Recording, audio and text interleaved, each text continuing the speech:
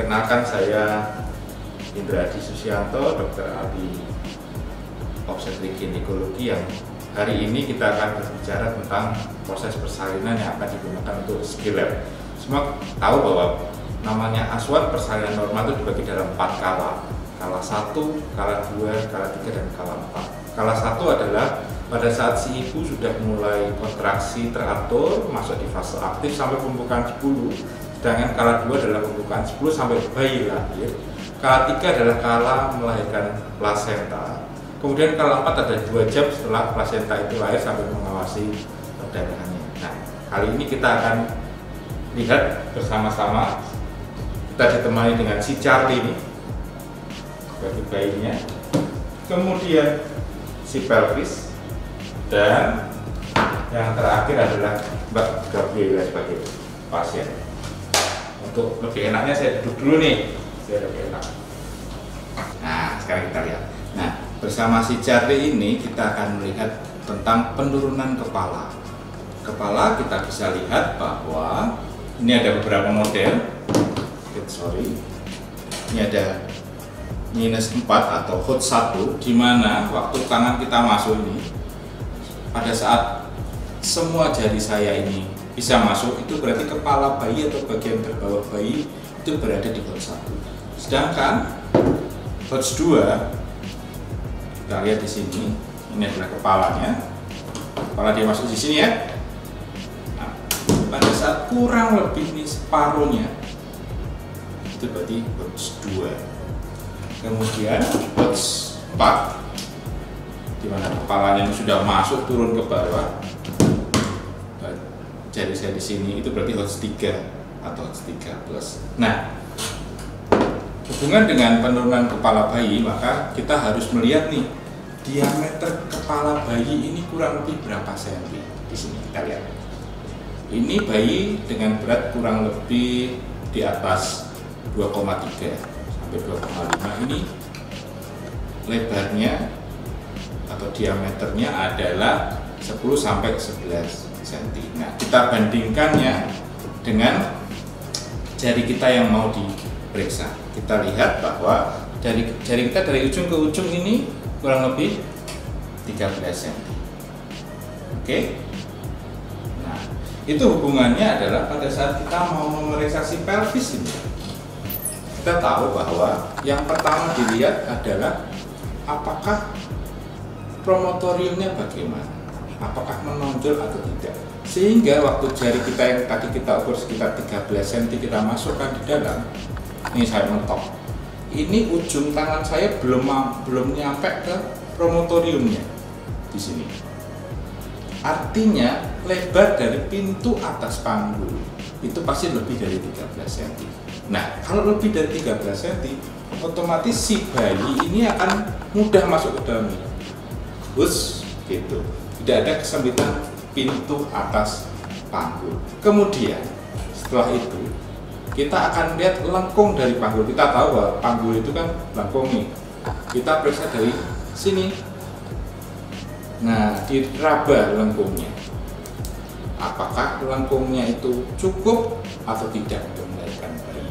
Kemudian pintu tengah panggul itu kita melihat apakah ada tulang yang di sebelah kanan maupun kiri dari panggul ini yang menonjol atau tidak, karena itu diperuntukkan untuk bayi melakukan putaran aksi dalam. Dan yang terakhir, pintu bawah panggul, kita menilai sudut dari panggul ini, apakah sempit, apakah lebar.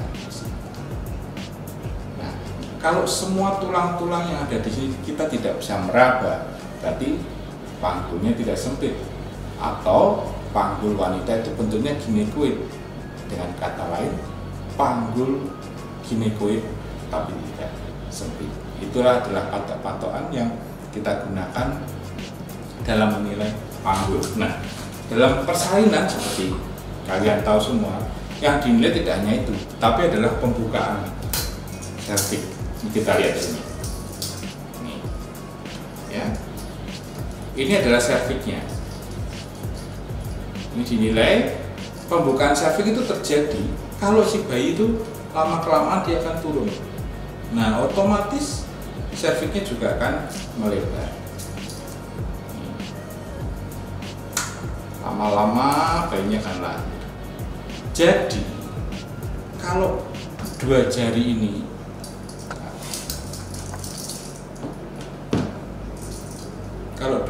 masuk, berarti pembukaan 2. Tapi kalau dua jari ini bisa masuk nih seperti ini, berarti 3. Kalau ini bisa di ini 4. Jangan kalau maksimal bukanya kita maksimal begini. Ini berarti pembukaan 5. Lebih dari itu, maka yang diraba, yang dinilai seperti kita tahu pembukaan lengkap kan adalah 10. Yang dinilai adalah tepi jam 9, jam 12, jam 3, dan jam 6. Kita raba nih sininya. Kita periksakan, oh ini ada 1 cm, yang di atas 1 cm, yang di jam 3 1 cm, sedangkan jam 6 1 cm, berarti 10 dikurangi 4 cm, berarti pembukaannya 6. Nah, kalau 7 berarti yang di bawah ini sudah tidak mampu diraba oleh jari kita nih. Nah, oh atas 1 cm jam 12, jam 9 1 cm, jam 3 1 cm, berarti pembukaannya 7. Kalau 8 berarti semakin tidak teraba. Kalau 10 sudah sempurna, berarti kita sudah tidak bisa meraba serviknya. Nah, itulah tanda-tanda infarksi tahap 2 yang dibarengi dengan kontraksi ibu yang lebih teratur. Ini adalah contoh status pasien, catatan medis, di mana sudah ada buku pink. Di buku ini adalah riwayat dia melakukan pemeriksaan kehamilan mulai dari 0 bulan sampai 9 bulan, bisa dilakukan di puskesmas, rumah sakit maupun klinik dokter pribadi. Kemudian ini adalah status Mbak Gabriela lengkap dengan asuransinya, baik asuransi swasta maupun asuransi yang wajib BPJS. Nah, di sini ini adalah label pasien. Di sini sudah ada si Mbak Gabriela sudah melakukan persetujuan untuk inform consent bahwa akan dilakukan pertolongan terhadap persalinannya. Ada juga asesmen kegawat daruratan karena tadi Mbak Gabriela masuk lewat UGD nih. Nah, di sini adalah data-data pasien lengkap dengan partografnya karena Mbak Gabriela sudah masuk ke dalam fase aktif persalinan. Tadi dilaporkan sih pembukaannya 4 nih. Nah, nanti kita akan lihat satu persatu, kita akan lihat tahapan-tahapannya. Mbak, pasiennya gimana, Mbak? Dokter, pasien sudah lengkap, dokter. Oke. Ya, itu udah mau lahir tuh. Kita nanti ke sana ya.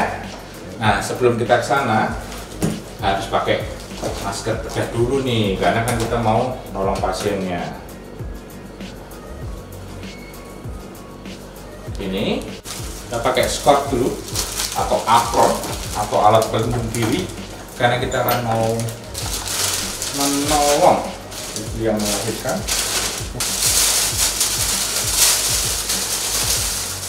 Kita harus menggunakan sepatu yang steril. Jam tangan juga kita harus lepas.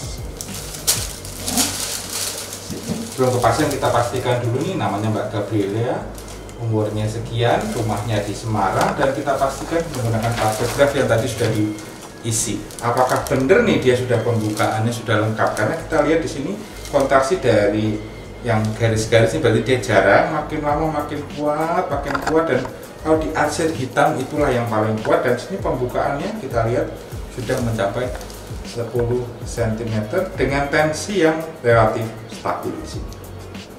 Dan yang di atas ini adalah denyut jantung bayinya, meskipun tadi sempat turun tetapi bisa terkendali dengan baik. Setelah ini kita akan masuk ke sana, kita akan lihat posisi pasiennya ya. Ya, nanti kita masuk ke instalasi rawat bersalin, di mana di sini adalah setting bener-bener kamar bersalin lengkap dengan meja resusitasi bayi, infal warmer, kemudian kit troli emergency lengkap dengan laryngoscope dan bed ventilasi mask kalau bayinya ada kesulitan bernapas. Kemudian di bawahnya ini ada obat-obatan emergency, adrenalin dan sebagainya. Di sebelahnya ada timbangan bayi digital, suction, dan lampu kalau memang diperlukan pada saat kita menjahit.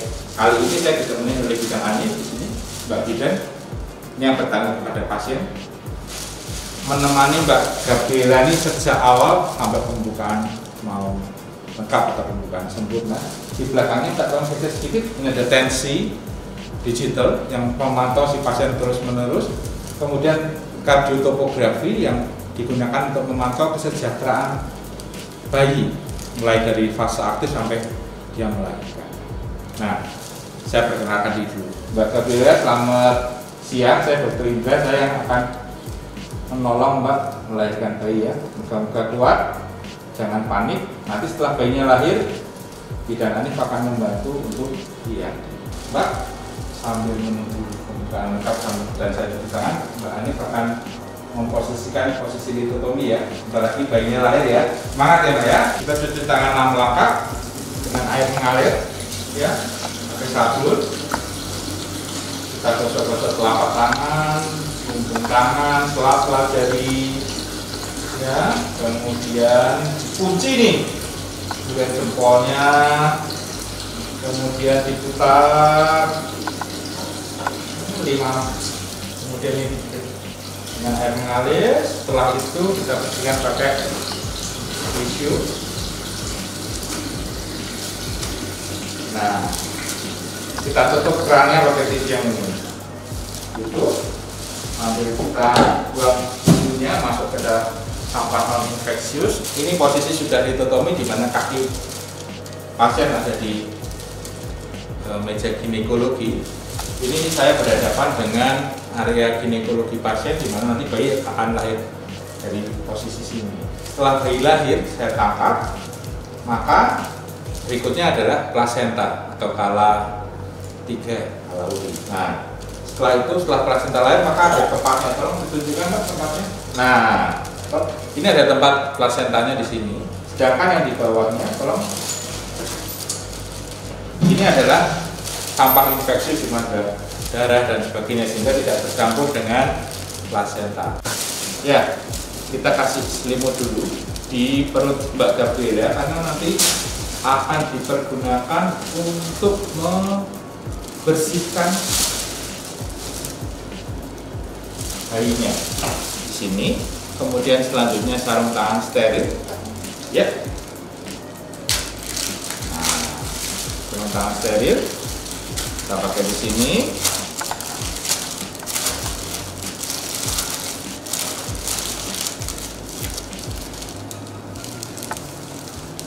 Pakai yang kanan dulu. Selanjutnya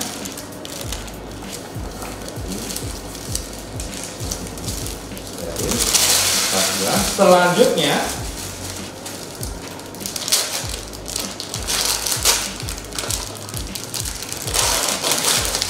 kita pasang underpad di bawah ibu.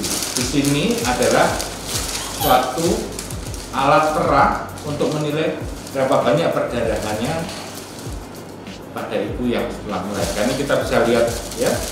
Kita lipat dulu seperti ini karena tangan kita kan steril. Soalnya minta tolong bokongnya itu dinaikkan sedikit. Iya, kita masukkan, coba. Ya, gitu. Ini adalah persiapannya. Kemudian minta spek. Spek ini dipergunakan untuk injeksi analgetik sebelum kita melakukan episiotomi. Kemudian setelah itu female catheter minta tolong. Ya. Nah, ini female catheter karena biasanya sebelum kita mengeluarkan plasenta, si ibu harus berkemih dulu. Selanjutnya ini adalah untuk umbilical cord. Nah, kita akan terangkan sedikit demi sedikit peralatan yang diperlukan untuk melahirkan. Ini ada urutannya. Section 1 ini adalah alat yang untuk menolong persalinan, sedangkan section 2 ini adalah alat yang untuk menjahit. Kita lihat di sini ini adalah squid yang dipergunakan untuk anestesi lokal. Kemudian ini adalah setengah kopter yang dipergunakan untuk memecah kulit ketuban. Kemudian ini adalah gunting episiotomi. Memang guntingnya memang belok seperti ini karena berfungsi pada saat kita menggunting perineum itu posisinya seperti ini. Ya. Kemudian ini adalah klem, 2 klem untuk mengklem tali pusat, dan kalau sudah pas baru tali pusat kasih umbilical clamp. Kemudian ini adalah gunting tali pusat, memang bentuknya seperti ini. Nah, selanjutnya setelah bayi lahir maka dilakukan resusitasi di bawah situ oleh Mbak Ani untuk mengeluarkan lendir-lendirnya.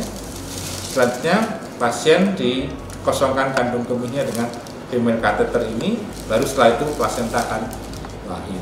Setelah plasenta lahir, kala 3 kita masuk ke kala 4. Pada saat pengawasan kita bisa lakukan penjahitan seandainya dibutuhkan penjahitan. Kata Mbak Ani tadi pembukaannya sudah lengkap, kita pastikan dulu memang benar-benar tidak ada servis yang kita bisa raba, benar-benar sudah lengkap. Kemudian kita lihat bahwa kulit ketubannya masih menonjol nih, harus dipecah dulu dengan alat yaitu setengah koper dengan menyusuri jari masuk di bawah sini, kita ungkit sedikit ces gitu dengan harapan air ketubannya keluar. Nah, kemudian setelah itu biasanya ibu akan mempunyai sensasi yang kuat untuk mengejan. Ayo Bu, silakan mengejan. Kalau memang sudah kontraksi. Nah, ini namanya crowning. Terus silakan, tidak usah disentuh-sentuh, dia akan maju sendiri terus. Nah, ini adalah contoh persalinan yang maju dengan posisi ubun-ubun kecil ada di jam 12. Kemudian terus silakan Bu. Nah, kita lihat bahwa kaki terus stop, bahwa ini terjadi peregangan maksimal sehingga kita harus bantu dengan episiotomi. Kita lakukan injeksi lidokain dulu. Ini agak sulit. Ya, dengan melindungi kepala bayi kita suntikkan di sini. Kemudian ditunggu beberapa saat, kita bantu dengan gunting episiotomi yang seperti ini. Nah, ada beberapa tipe episiotomi yang kita lihat. Ini adalah episiotomi media. Jadi ini vagina, di bawah ada rektum. Kemudian ini adalah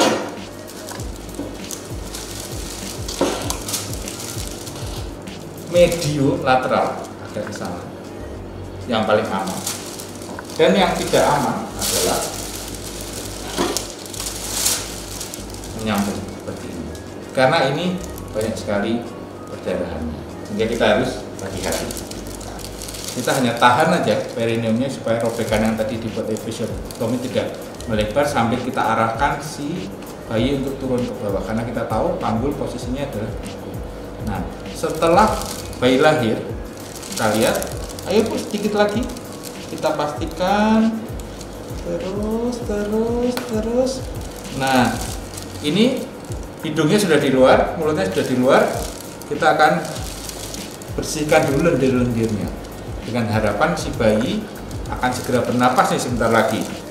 Ya, setelah itu akan terjadilah namanya eksternal rotasi karena panggulnya dan bahunya menyesuaikan diri. Lihat nih, ya. Nah, lihat nih, bahunya ada di atas dan di bawah. Selanjutnya kita hanya mengarahkan si bayi ke bawah untuk melahirkan bahu yang atas. Tuh. Oke, bahu depan sudah lahir, kita lahirkan bahu yang belakang dengan menahan yang tadi sudah kita episiotomi. Terus sampai kedua bahu lahir, kemudian terjadi perputaran lagi.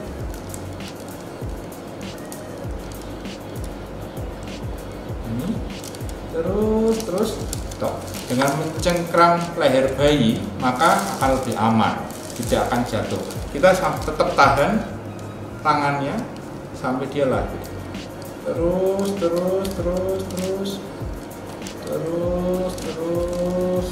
Nah, akhirnya bayinya lahir. Setelah lahir, maka diletakkan di perut ibu, dibantu Mbak Anif untuk membersihkan bayinya kecuali tangannya, karena di tangan ini harus tetap ada sedikit dari air ketuban.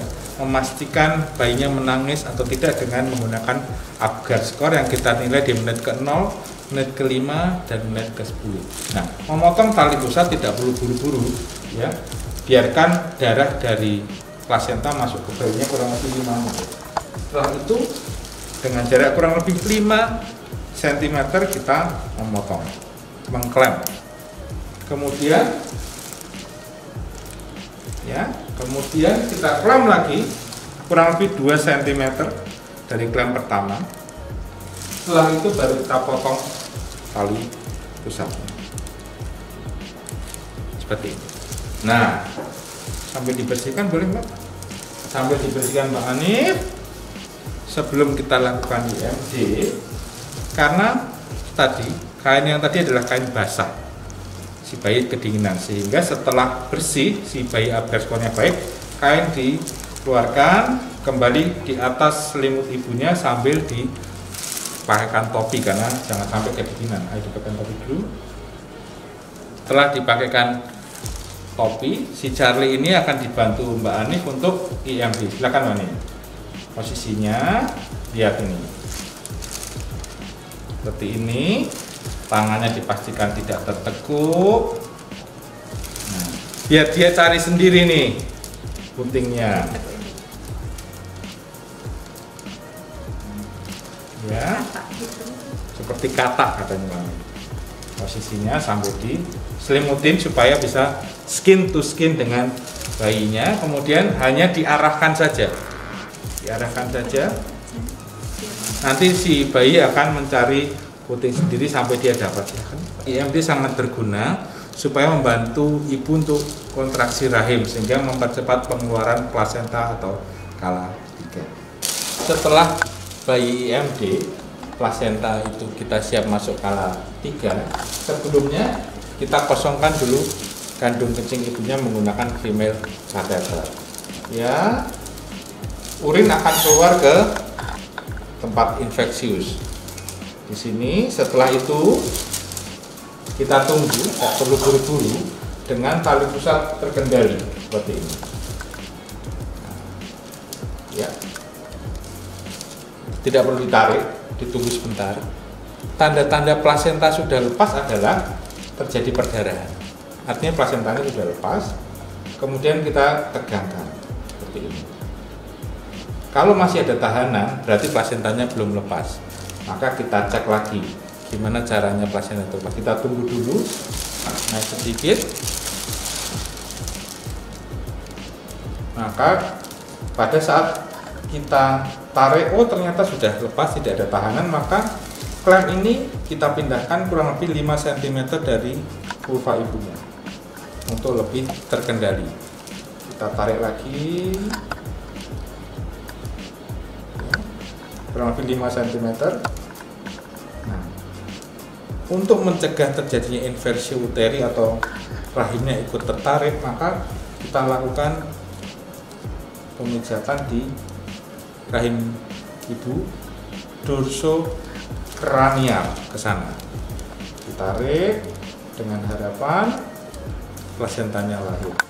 Setelah tidak terlalu lama, tidak ada tahanan dari dalam, kemudian kita pindahkan lagi, kita tarik lagi terus dengan menarik dorsokranial sampai tampak plasentanya ada di introitus vagina. Setelah itu, maka tarikannya yang tadinya ke bawah menjadi ke atas.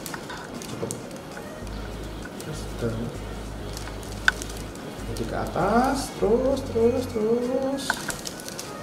Ya.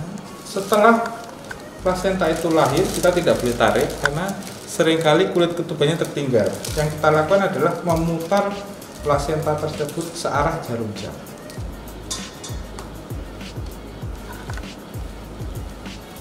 Sampai lahir. Nah, setelah lahir, maka kita lihat. Ini adalah sisi bayi. Ini adalah sisi yang menempel di rahim atau sisi ibunya. Kita cek apakah ada perdarahan-perdarahan baru. Apakah ada yang tidak lengkap di sini. Kalau ini ada yang berlubang atau cuil, berarti ada yang ketinggalan di dalam. Tapi kalau tidak ada perdarahan baru, berarti semua plasenta sudah lengkap. Konfirmasinya begini.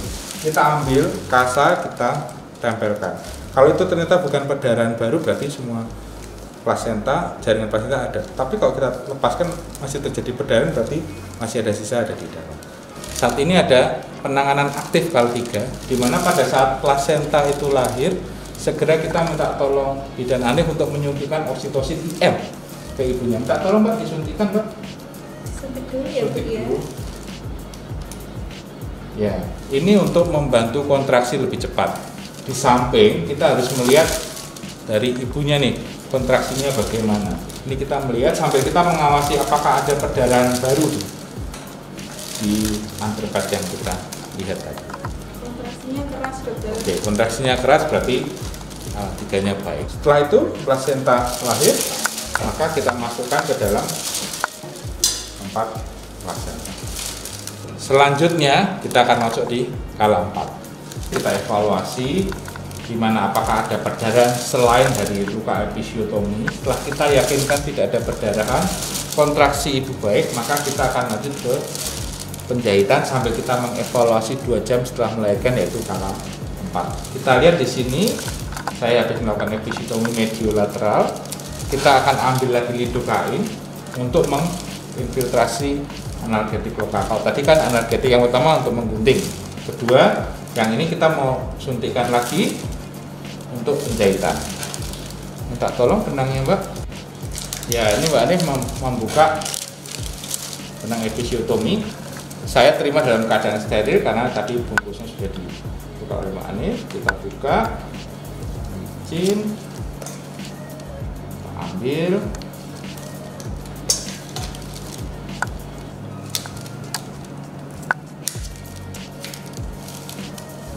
Tidak boleh menyentuh tangan kita dengan jarum. Ambil seperti ini, kita ambil pinset,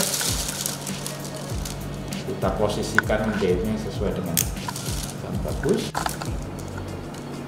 Kita jahit secara subkutikuler.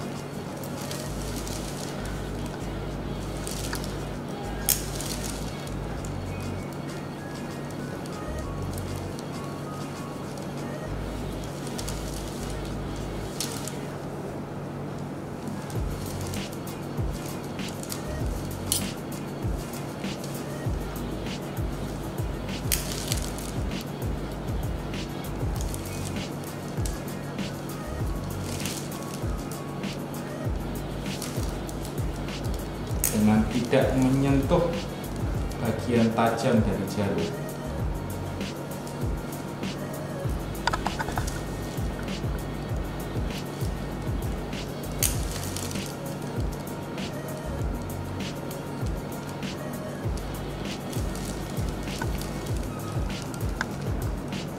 Dengan menjahit secara subkutikuler, maka tidak akan ada bekas benang jahitan di perineum. Kita lihat teman, ini dilakukan dengan hati-hati, sangat hati-hati, sehingga dengan tipe jahitan seperti ini maka nyeri di tempat jahitan akan menjadi sangat minimal.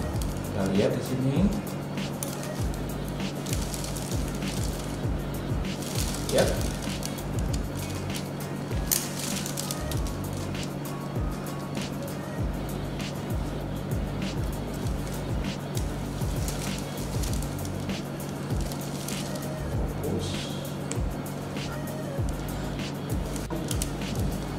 Kita lihat tidak ada bekas jahitan yang kelihatan di perineum. Tinggal terakhir kita lakukan penguncian menggunakan simpul yang ada di dalam vagina, sehingga tidak akan tampak adanya simpul di area perineum. Kemudian kita jahit, kita bikin simpul dengan baik.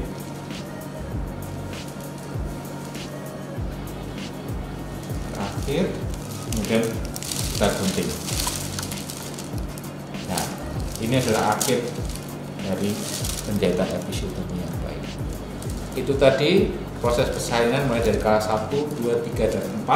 Kita pastikan lagi selama 2 jam setelah melahirkan, kontraksi baik, episiotomi baik, tidak ada perdarahan berarti selama 2 jam.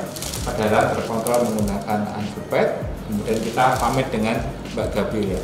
Mbak Gabriela, terima kasih. Tadi persalinan sudah berjalan dengan baik.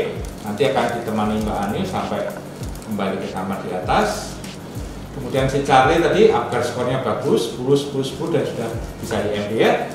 Saya pamit dulu, saya akan jangan. Terima kasih ya Pak Gabriel ya. Setelah melahirkan, kita lepas apron, cuci tangan. Nah, karena ini penuh dengan darah, maka kita melepasnya harus dengan sarung tangan steril. Setelah ini sebelum kita masukkan di tempat sampah infeksi, sarung tangan tadi kita melepasnya seperti ini. Ini adalah bagian luar, kita masukkan di jempol. Kemudian juga yang satu juga kita masukkan di jempol.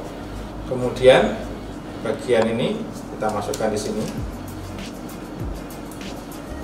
Ini bersih, kita ambil dari bawah, kita masuk yang bagian bersih.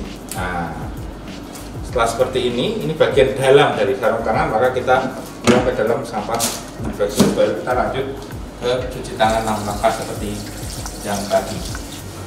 Setelah menolong persalinan, jangan lupa kita harus melengkapi dengan catatan medik. Kita lihat di sini, itu namanya Mbak Gabriela. Kita pastikan, kita cek tadi lahir jam berapa.